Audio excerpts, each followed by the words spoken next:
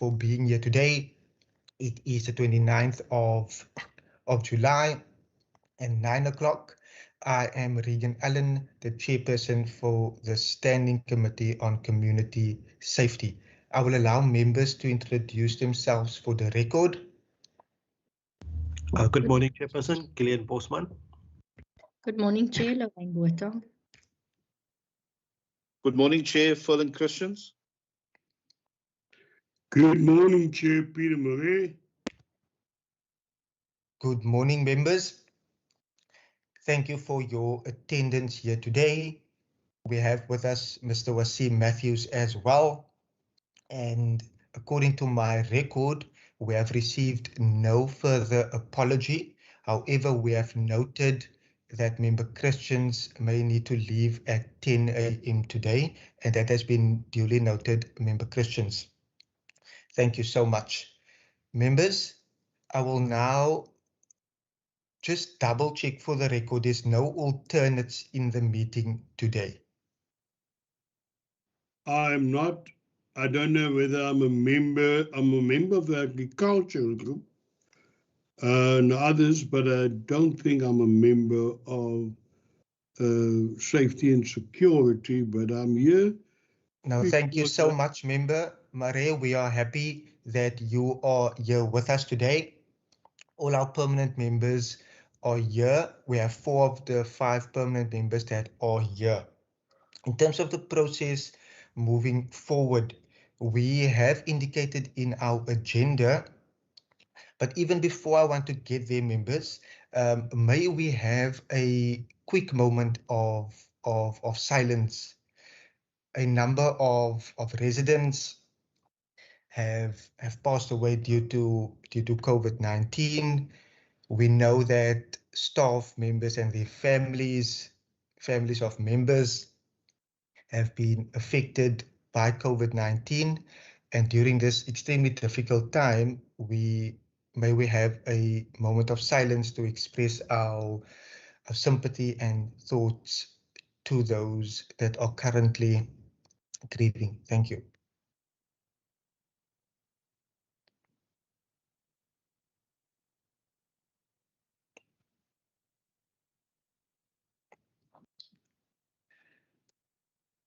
Thank you so much, members. Once again, welcome to each and every member. The departments, Department of Community Safety, the HOD and her team is with us today, as well as the DG in the Office of the Premier. Thank you for your attendance. We also have our IT support with us.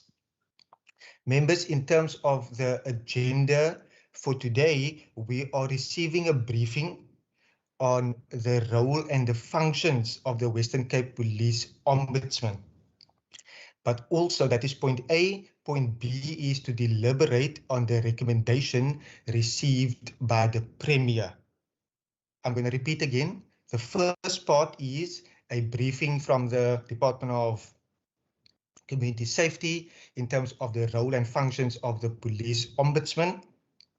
Point B, to deliberate on the recommendation received by the Premier. At this point, members, I would want to submit a motion for resolution in terms of Rule 72 of the Western Cape Provincial Parliament Standing Rules, that the committee may resolve to hold a committee meeting in camera. I would want to justify point B, to deliberate on the recommendation received by the Premier, to be conducted in camera. My reasoning is that the Act clearly contemplates that the appointment of the Ombudsman is subject to the Standing Committee's approval, which means that the Premier should not move on the appointment until the Standing Committee has resolved, until the Standing Committee has indicated approval or did not approve. I want to further state, in terms of the Premier's notice to the committee, that the process of verifying the qualifications and the integrity of the nominee is currently underway, and we have precedent in this committee in terms of deliberations for members to be appointed to a board of the Western Cape Liquor Authority, which was also held in camera. But I want to state, as soon as we have deliberated in camera, we will then open the meeting again and announce the nominee should the nominee be accepted by the committee. Can I get any views from members at this time? Chair, Member Botha. thank you. As you have explained now, I want to support the view. Thanks. Thank you so much, Member Botha. To those, Member Bosman. Chair, I propose that we accept the motion and we move forward. Thank you so much. Members, it is highly appreciated. So in terms of point A, it will be open to the public. We will receive a briefing by the Department of Community Safety in terms of the role and functions of the police ombudsman. Thereafter, once we do our deliberations on the nominee that has been received by the committee from the Premier, will be held in camera, and directly after we have resolved, and if it is approved, that announcement will be made. Our procedural officer will be engaging IT once we get to point B, our deliberations, which will be held in camera, and we will take a quick 3 to 5 minute break during that time for IT to do the necessary in order to suspend the live feed for our deliberations on the nominee. Thank you so much for accepting the resolution. And I want to state that in terms of our deliberations to the public, it will be robust. It will be where we are having where we have the DG with us as well, in order to answer any questions and to engage the committee in that regard. Members, on that note, on this cold and wet morning, the 29th of July. Thank you for your attendance here. I will now allow for brief introductory remarks from the HOD Community Safety, and then for the HOD and her team to present as well. Once we get to the deliberations, we will then allow the DG, Dr. Malila, for his opening remarks during that time. I trust you find that in order. HOD, are you able to introduce your team and if you have any opening remarks? But once again, thank you so much for your availability and your attendance here today. Thank you. Thank you very much. Good morning, Honourable Member, Chairperson and members. So from the Department of Community Safety, I am in attendance and I'm joined by Mr. Johan Brandt and Ms. Deirdre Forster, who is currently the head of office in the Western Cape Police Ombudsman's office. And I will be also making the presentation. Thank you, Chair. Thank you so much, HOD. If your team can introduce themselves as well. Thank you, Johan, and then Deirdre. Thank you. Yeah, good morning, Honourable Chair and members. I am currently with the EDP and I'm also assisting the department with the safety plan, and I was previously the Ombudsman. Good morning to you all. Thank you so much, Mr. Brandt. Good morning all. I'm Deirdre Foster and I'm currently the head of office for the Western Cape Police Ombudsman's office. Thank you, Chair, for having me today. We are delighted that you are with us. Thank you so much. I've also noted that Member Brinkhuis and Member Kama has since joined our meeting as well. Members, I trust that you are welcomed. HOD, directly over to you.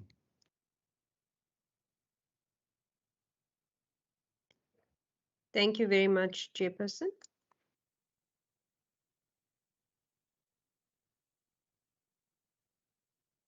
just going to share my presentation and you can indicate to me if you can see it. We are good to go. Thank you very much. The purpose of our briefing to the Standing Committee this morning is as requested on the role of the Western Cape Police Ombudsman. In doing so, we have considered the legal and policy frameworks which makes provision for the appointment of a police ombudsman and the function which he or she must act upon, and that will be presented this morning. In terms of Western Cape Police Ombudsman seeks to enhance the effectiveness and efficiency of police services and to improve relations between the police and communities by investigating complaints of police inefficiency and or a breakdown of relations between the police and any community. The establishment of the Office of the Ombudsman and appointment of an ombudsman is based on various legal and policy frameworks and prescripts and gaps within these frameworks and aimed at ensuring the effective and efficient oversight of policing in provinces. That gives you an idea of the reason in why we have established the Office of the Police Ombudsman as well as the appointment. So the appointment of the Ombudsman is in terms of the Western Cape Community Safety Act, Section 11, which states as follows: the Premier must appoint a suitably qualified person with experience in the field of law or policing as the Western Cape Police Ombudsman. The Ombudsman is appointed by the Premier after consultation with the Provincial Minister, the Provincial Commissioner, and effective heads of municipal police services. This has been done, and then subject to approval by the Provincial Parliament Standing Committee responsible for community safety by resolution adopted in accordance with these rules. And I believe that's the purpose of your engagement this morning. In terms of the Constitution of the Republic of South Africa, so this just provides some background information and also provides a legislative framework for the appointment. Section 2063 of the Constitution states as such: each province is entitled to monitor police conduct, to oversee the effectiveness and efficiency of the police service, including receiving reports on the police service, to promote good relations between the police and the community, to assess the effectiveness of visible policing, and to liaise with the cabinet member responsible for policing with respect to crime and policing in the province. And then section 2065, in order to perform the function set out in subsection 3, a province may investigate or appoint a commission of inquiry into any complaints of police inefficiency or breakdown in relations between the police and the community, and must make recommendations to the cabinet member responsible for policing. The Independent Police Investigative Directorate Act. In terms of Act 1 of 2011, states as such: the Directorate must investigate any deaths in police custody, deaths as a result of police actions, any complaint relating to the discharge of an official firearm by any police officer, rape by a police officer, whether the police officer is on or off duty, rape of any person while that person is in police custody, any complaint of torture or assault against a police officer in the execution of his or her duties, corruption matters within the police initiated by the executive director on his or her own or after the receipt of a complaint from a member of the public or referred to the directorate by the minister, an MEC or the secretary as the case may be, and any other matter referred to it as a result of a decision by the executive director, or if so requested by the minister, an MEC or the secretary as the case may be in the prescribed manner. The directorate may investigate matters relating to systemic corruption involving the police, and that's in terms of section 28.2. If I can just pause here, Honorable Chair and members, this just gives you an idea of the roles and responsibilities of the Western Cape Police Ombudsman, as it will differ from that of IPID, as well as the Civilian Secretariat for Police Services Act, because at times there is a perception that the Ombudsman's roles are that of IPID or the Secretariat, but there's a clear distinction between the roles and responsibilities. So then the Civilian Secretariat for Police Services Act. The Civilian Secretariat for Police Services Act, Section 6 speaks about the function of the Civilian Secretariat, which is to assess and monitor the police services ability to receive and deal with complaints against its members. And in Section 17, the functions of provincial secretariats, which provides no legal framework for dealing with complaints from communities.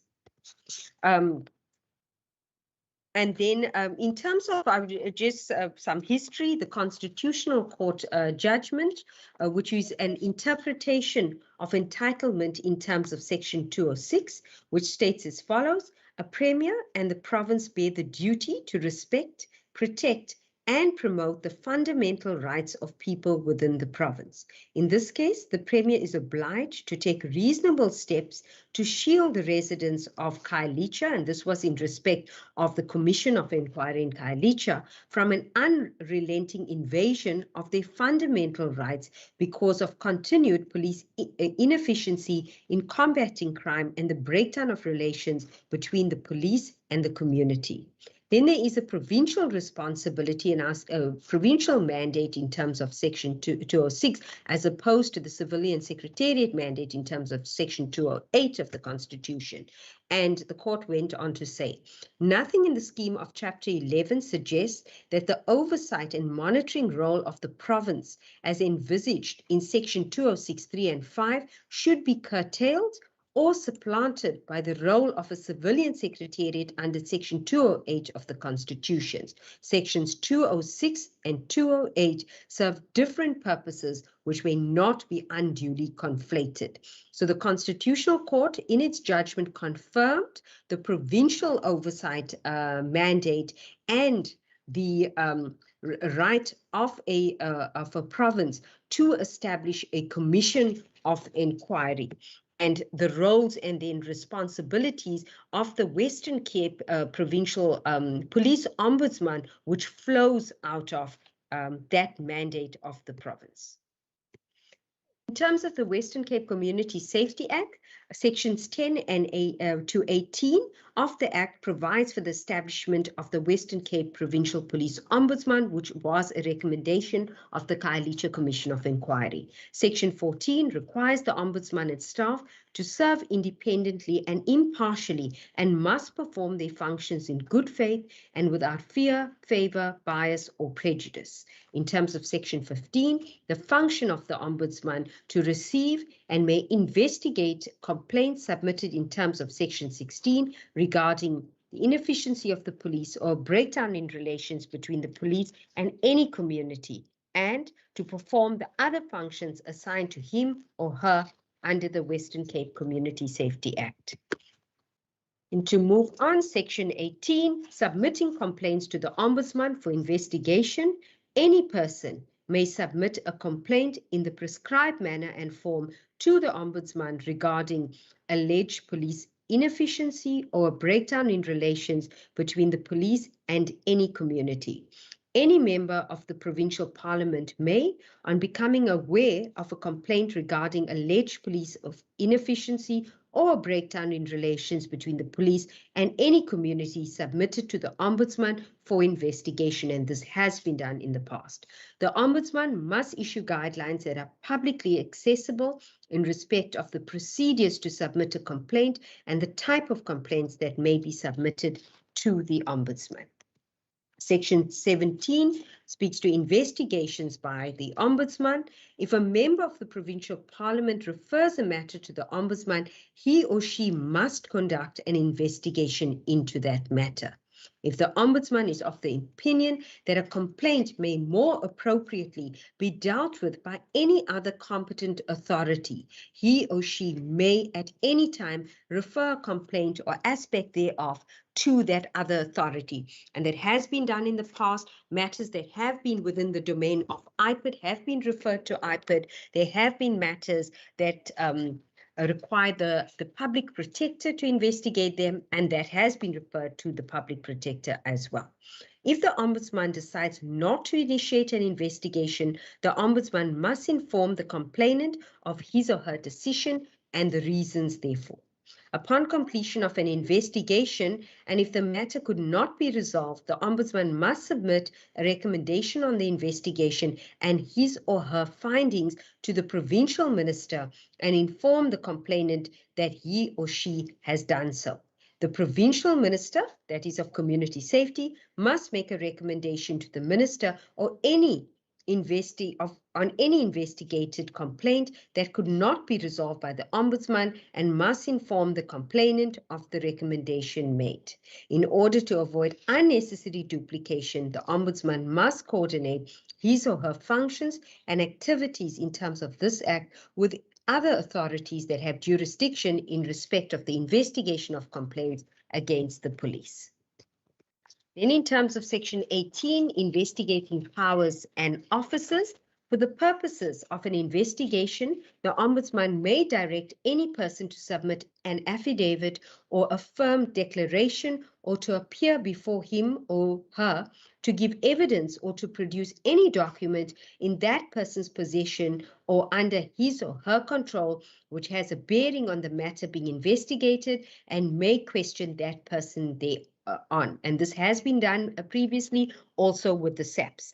The Ombudsman may request an explanation from any person whom he or she reasonably suspects of having information which has a bearing on the matter being investigated or to be investigated. The Ombudsman may designate staff members of the Ombudsman or other suitable persons as investigating officers to perform the functions referred to in subsections 1 or 2.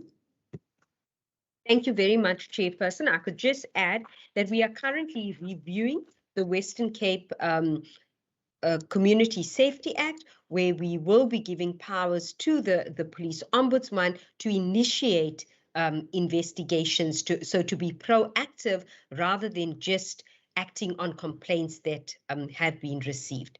Thank you, Honourable Chair and members.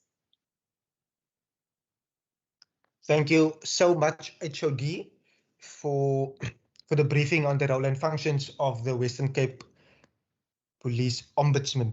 Members, based on the presentation, on the briefing and remarks made by the HOD, is there any question for clarity that any member want in terms of the role and the function of the Western Cape Police Ombudsman? My hand is up, Chair. I've noted your hand first, sir. I'm just wait. We have two hands, Member Mare and Member Kama, in that order. Thank you so much, Chair and honourable members. The point is here, listen very attentively, and we have the biggest problem of ineffective police in the Western Cape, with children and getting killed almost daily in the townships. And I'm very interested in what the court said about the inefficiency of the police shortages in Khayelitsha. So now, as I understand it, the buck stops with the Premier, and finally it goes to the National Minister. What is the remedy if the National Minister fails to act to give us more police? Now, it's easy to talk about inefficiency.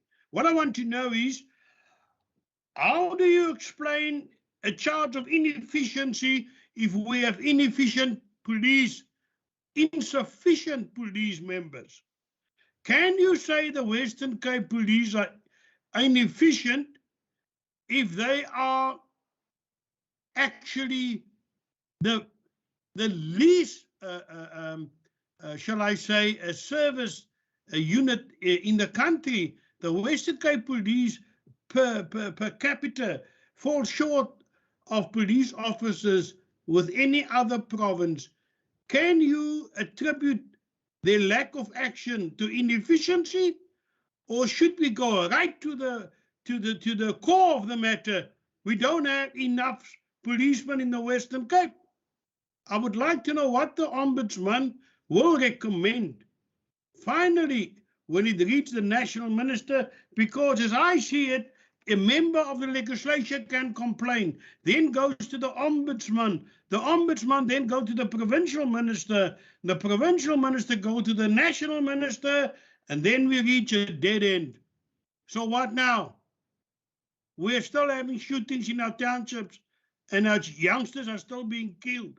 That is my question. Where to then? Was all this money spent on Ombudsman and all these committees, was it a waste? Member Marais, thank you so much. I will allow the department to respond to Member Marais, and I would urge members to stick to the functions and the role of the Ombudsman. We do know that in the previous term, via the Public Service Commission, under-resourcing has been taken up in terms of what SAPS personnel is here in the Western Cape. It is an issue that has popped up many times in our committee in terms of the annual reports, and we have seen how we are on the granted established figures for 1998 only, where we have roughly under 20,000 SAPS members currently. But I am thankful that Member Marais is here, and I will allow the department to revert back to him. Member Kama, and do I see another hand? Okay, Member Kama, you may go. Thank you very much, Chair, and greetings to you, Chair, and all members and all departmental officials present here today. Chair, my question is, the first one is, I think it appears both in slides 5 and 9, as it appears in the I think it's in the Constitution and even in the Safety Act. Now, I want to understand, Chair, and my question is really because the way I understood Member Marai's question also wanted to really interrogate this notion of inefficiency. Hence, he brought the issue of the police numbers. But what I want to check, Chair, because is exactly there in that sentence where it talks on the function of ombudsman. Firstly, it talks about investigating inefficiencies, but the second part speaks on a breakdown in relations between the police and any community. And that to me, Chair, it's very broad, and I want the department to perhaps give clarity as to what is their understanding or for lack of a better word, their accepted definition of a complaint that will be investigated in terms of a breakdown in relations between the police and the community, because there can be many reasons why such a relationship would be broken down, not only at the levels of service delivery. I'm asking this, Chair, because I think the HOD correctly identified that other people from time to time try to misunderstand the roles of these different entities. Hence, you would have many complaints submitted to the ombudsman, and later people will be told they're supposed to go to IPID. And all these things are part of what causes the confusion on the ground and even threatens the confidence of the people on the ground on the system, as they do not find joy in this. So I just wanted to get a clarity there. Then the other question I have, Chair, I don't know. I want to understand. If we check on slide 3,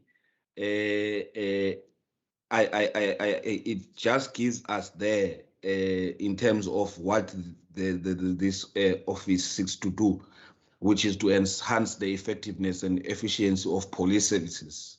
And I want to check there and perhaps ask a question which I had in mind, as to say, in terms of our recruitment for such an office, if it's said here in the act or anywhere else, who do we target?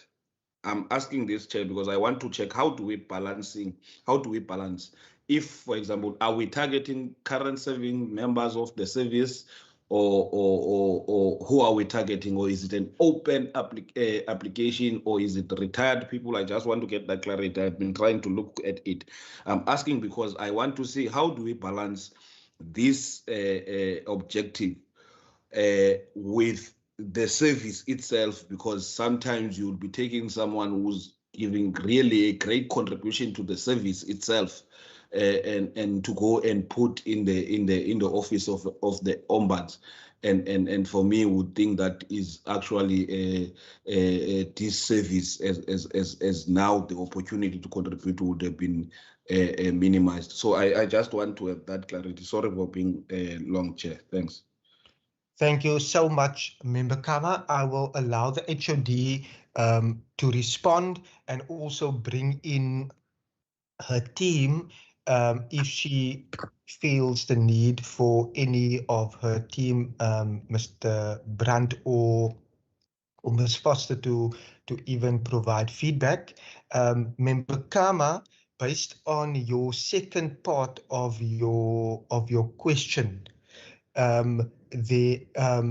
want to bring in the DG there as well, but may I ask that you hold that off for our point B deliberation on the nominee that we have received? Is that in order with you, sir?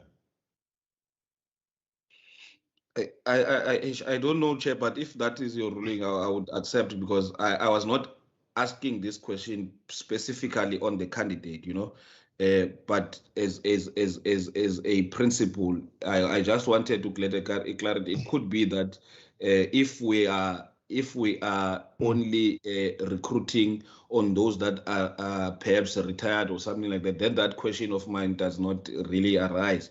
But I just wanted to ask as a matter of principle. But if it's your ruling, really there's no harm, Chair. We can park it for later. No, we are also in understanding, in our openness and transparency. I will allow and I will request for the DG to briefly touch on that process once we. I'll first know the DG. DG, thank you so much. I'm bringing you in now, sir, even before your remarks on the deliberations in point B. Are you able to touch on the process as per the second part of Member Kama's question before we bring in the HOD? Thank you. Thank you, Chair, for that, and good morning to all the members and my colleagues that's on this call. I can definitely respond to that. We do not only target people that is either close to retirement or that is retired already from particularly the police service. We followed a open, transparent process. I mean, if you look at the letter that the Premier sent to the committee, although there's no prescribed process in legislation, the Premier has chosen to actually follow an open and transparent process. And in fact, the call for nominations have been placed in 2 of the news papers, Chair. We've received a substantial number of applications. We've assessed those applications against the requirements of the legislation, and I mean, when we go into the other briefing, we will give a little bit more detail on it. But the Premier, in his wisdom, have decided that he's got the power just to call and make a nomination, but he wanted to make this process open and also transparent for whoever wishes to apply for this position could actually apply for this position, because it is an important position, for the entire province, not just Western Cape government. And we want it to be open, transparent, and as far as possible allow people, to put in their names who believe that they could actually, run the office of the police ombudsman. So that's the process here that we've actually followed. Thanks. Thank you so much, DG. HOD? Thank you very much, Honourable Chair. So I will start with the Honourable Member Marais' question in terms of the resource allocation. I think, well, one has to acknowledge and note that there is currently a matter in the Equality Court with the Social Justice Coalition in terms of resource allocation across the province. But I just want to make a few comments in that regard. I think we all acknowledge that the Western Cape does not have the correct amount of resources as far as the South African Police Service is concerned. We do want to see additional resources to this province. However, we require the right resources. So it's just not a matter of having more men and women in blue, but you need suitably qualified and competent individuals to be appointed. Also, I think what's very important that the members that are currently appointed also are adequately trained, because you can have more resources but not have adequate training to be able to perform your functions effectively. And then I think we also have to look at the various categories of SAPS officers. For example, we need more detectives in the province. So I think that I totally agree we need more resources, but I think we need to qualify what we're saying in relation to that. Further, I can also indicate that our Minister of Community Safety, Minister Fritz, who unfortunately, Chairperson, could not be with us this morning, and he has rendered his apology, has written to the National Commissioner for Police Service if one considers the recent incidents in Gauteng and KwaZulu-Natal, we have written to the National Commissioner, and it's not the first time we have done so before, requesting additional public order police resources to this province as well. When we compare our resources of public order police members to other provinces, some of the other bigger provinces like Gauteng, KwaZulu-Natal, etc., they have far more public order police members than we do in the Western Cape. However, that being said, there should be approximately 7,000 public order police officers in the country, but there's only 5,000. So it is a countrywide challenge, but especially so for the Western Cape as well. I want to then move on to Honourable Member Karma's question. So, Honourable Member, what is being investigated are service delivery related complaints, not complaints of misconduct, which is within the domain of IPUD, but then also looking at systemic issues where there's systemic failures in relation to the SAPS, but also the Metro Police. I think we must also understand that the Ombudsman investigates the municipal police services as well as the SAPS. And then examples of some of these investigations have been the abalone poaching, victim support facilities, investigations into domestic violence. There was an investigation in relation to PRASA as well. But as I indicated, we are reviewing the Western Cape Community Safety Act so that the Ombudsman does not become reactive when receiving complaints, as is currently the case, but also proactive with investigations that requires his or her attention. So we currently deal with many service delivery related complaints. So no complaint is too small to be dealt with. And so one tries to give proper attention to those complaints of individuals, but then also focus on some of the systemic inefficiencies that one would find in a particular community. That report is then submitted to the SAPS Provincial Commissioner for him to be able to apply his mind as well and take the necessary action. I think I could also venture into the question by Honourable Member Karma. I think as the DG has rightfully pointed out, it was an open and fair and transparent process. And I think people do apply. So we're not headhunting persons.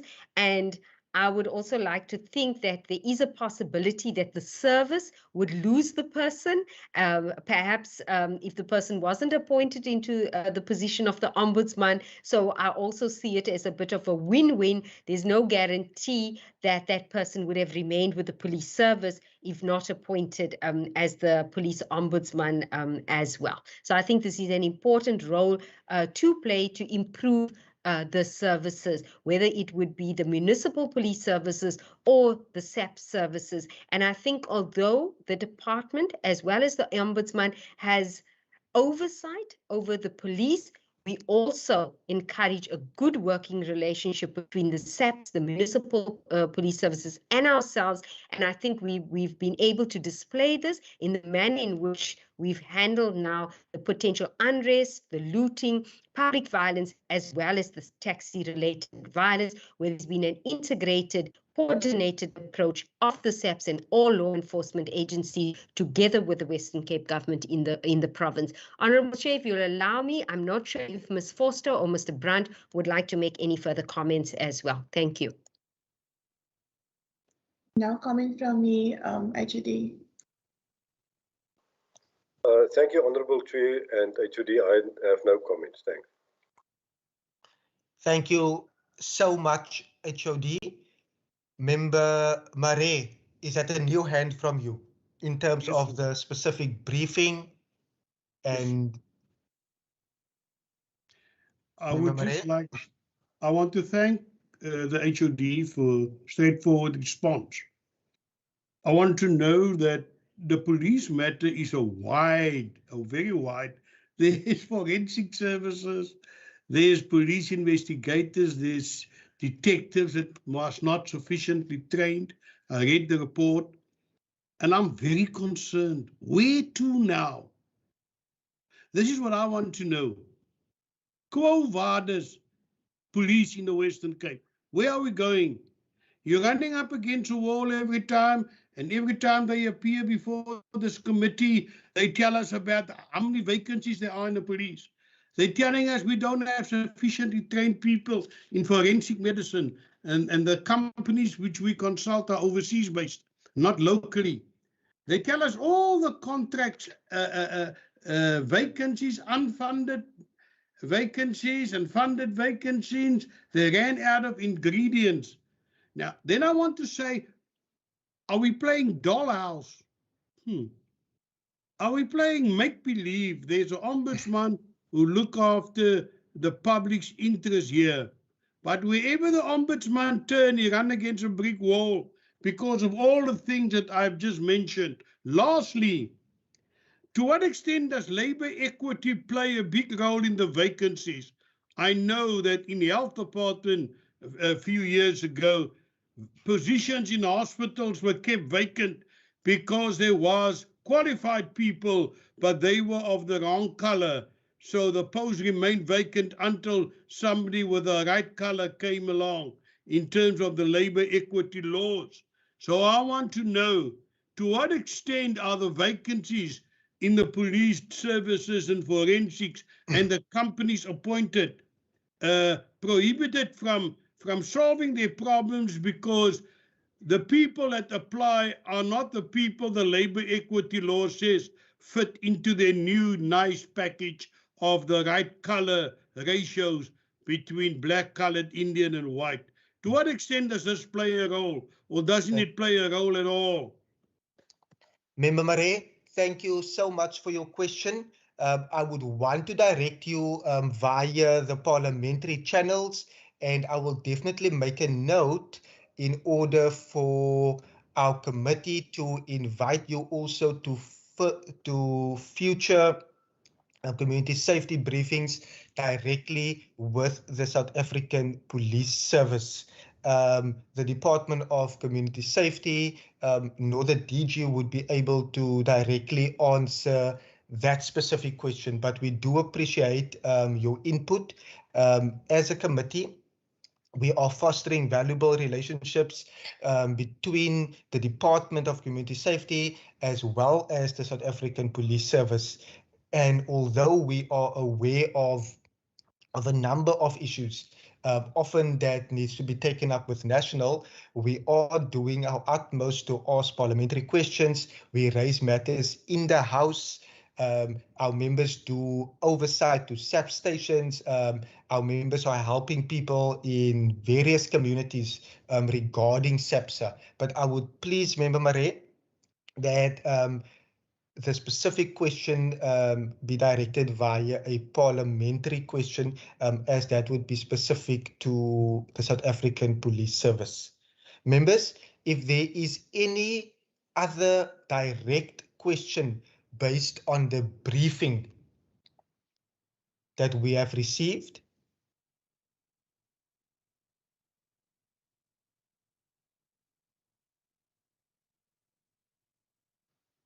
Chairperson? yes, Member Kama and Yes. Member Marais, is that an old hand? Sir, I will excuse you this time, but I am only just out of my puberty. I'm not so old. But yes, it is So sorry. in a former hand. Yes, sir. Now, I will be leaving the meeting and I ask to be excused. I'm not a member of this committee, sir, but I take a deep interest in it. But I can understand your response that maybe this is not where I should ask the questions. If the head of department, indeed you feel they cannot answer it, I will withdraw and I ask to be excused from the rest of the meeting, sir.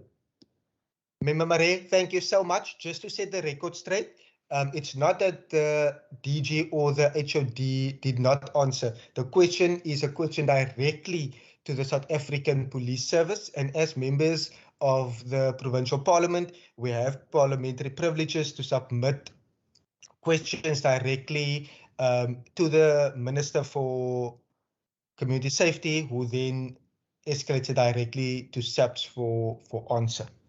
But please have a very, very good day and thank you for your attendance here, sir. Thank you, and thank you, members. Thank you, Member Marais. You are excused, Member Kama. Any follow-up directly to the presentation?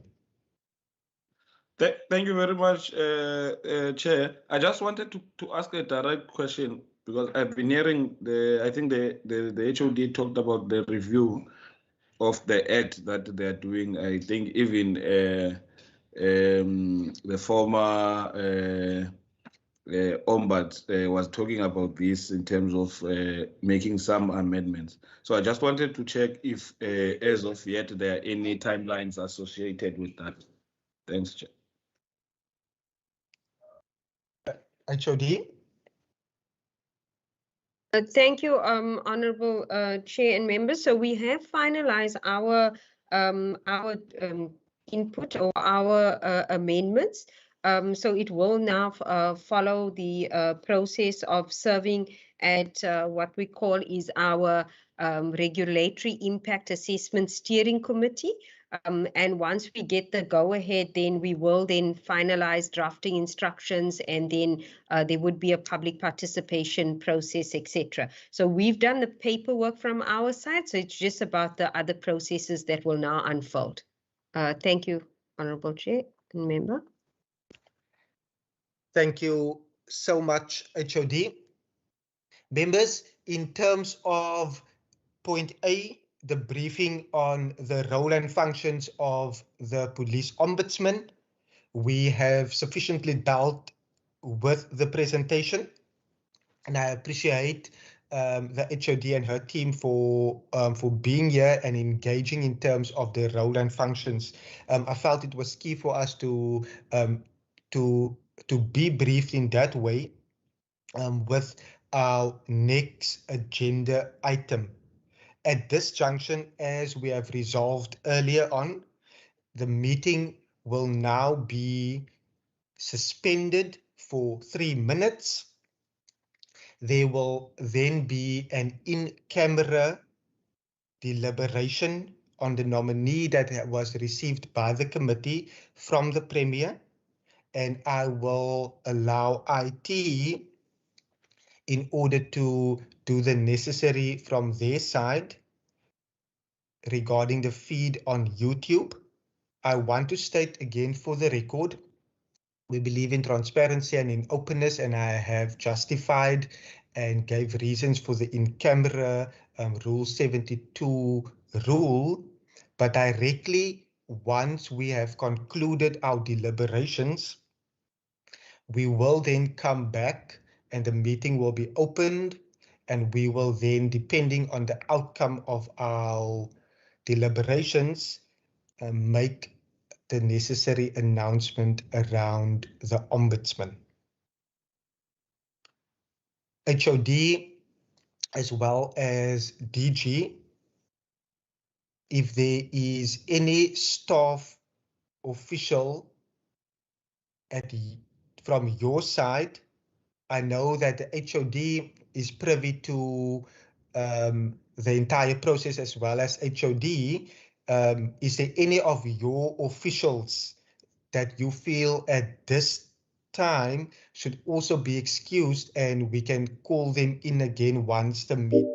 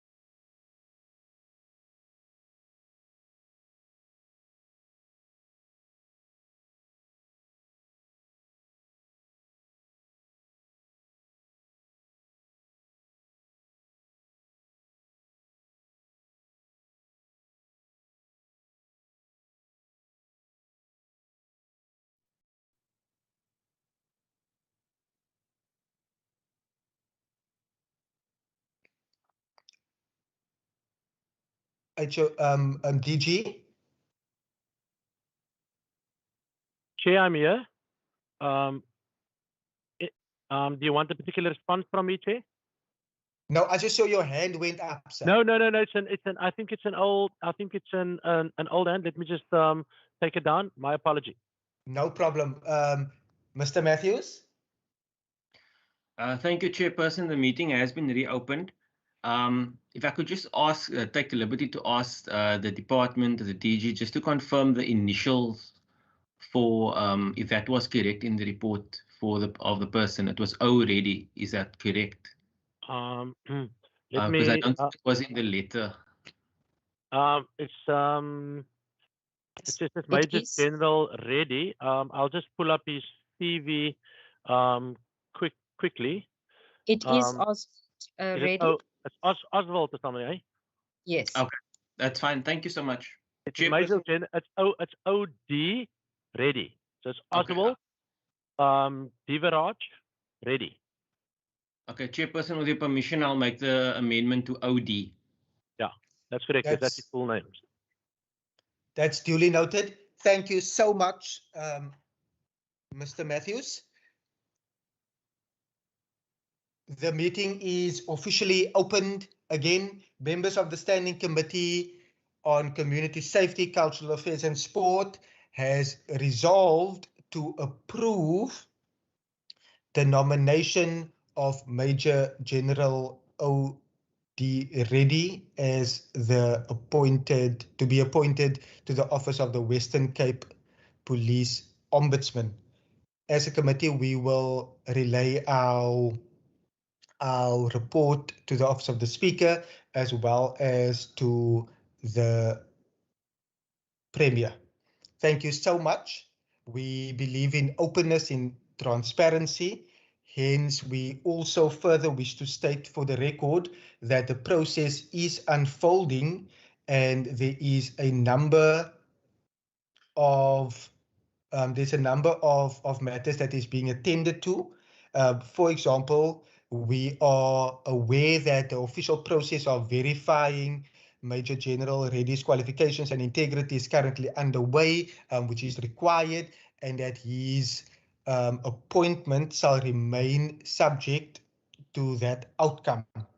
But as a committee, we have resolved to share in the confidence of Major General as per the Premier's letter to the committee, and we have resolved that he be approved to be appointed as the Western Cape Police Ombudsman.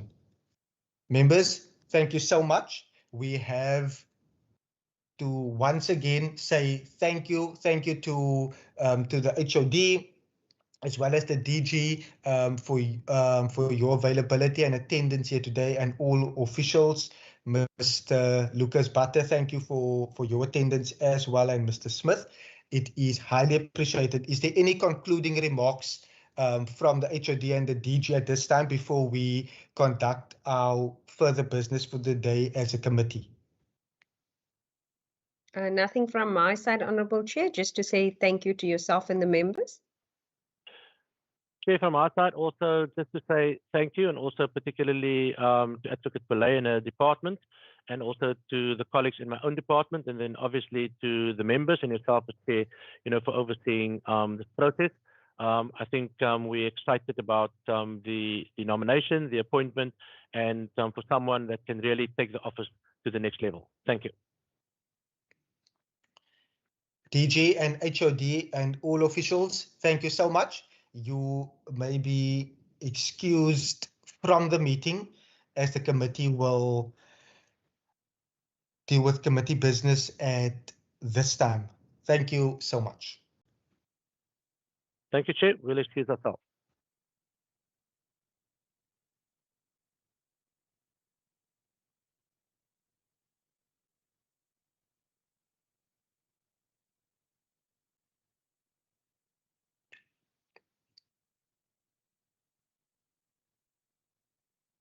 Members, we are doing well for time. We have per our agenda the draft report on the SAPS SL visit and then just draft minutes for the 14th of May to be adopted. Before we adjourn the meeting, I will ask Wasim, you already flighted the report. I trust that members have read the report. We are on page number 2.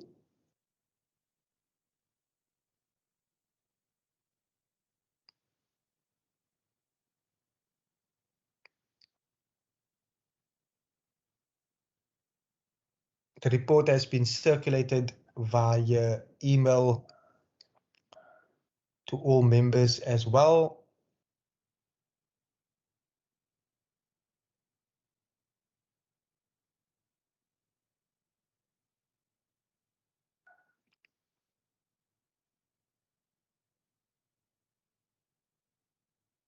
Members, is there any edits or amendments, or are we able to adopt?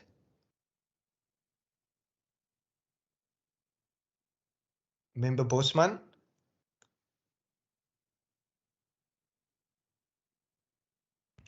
Chair, I propose that we adopt the report as is.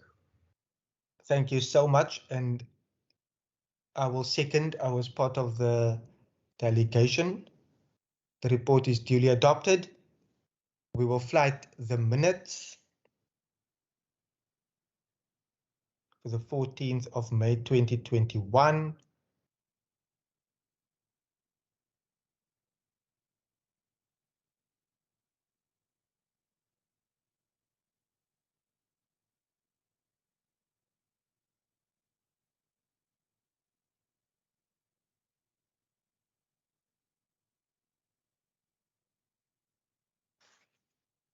Page number 2 now. Once again, this minutes was communicated via email correspondence.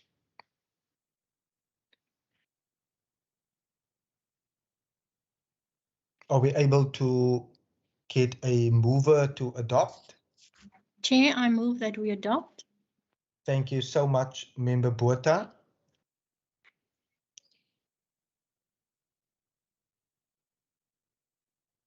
Any seconder? I second that, Chair. Thank you so much, Member Bosman. The minutes has been duly adopted. Chair, I think Member Bosman was, there's an apology for Member Bosman on that minute, if I'm not mistaken. I'll just double check. Member Bosman, can I see Member Kama? Are you able, Member Kama? I trust that you have read. I also apologize, Chair. So sorry, Member Botha. I say just let Wasim make sure. There was an apology for both of us, yes, Chair. Then I will second. Yes, then I will second. Thank you so much for your quick note of that, Member Botha. Members, it is now 10:28. Thank you so much for your attendance here today, and that we have been able to resolve to approve the nomination of Major General Reddy to be appointed as the Police Ombudsman for the Western Cape. We further note that the outcome depends on the favorable outcome of the verification of his qualifications and integrity. But thank you so much, and you are highly appreciated. Please keep well. Wasim Matthews, thank you. Thank you, IT, Mr. Daza, Mary Ann Burgess, Candace Morris. Thank you so much for the behind the scenes and the background work. It is highly appreciated. This meeting is officially adjourned. Thank you, Chair. Go well.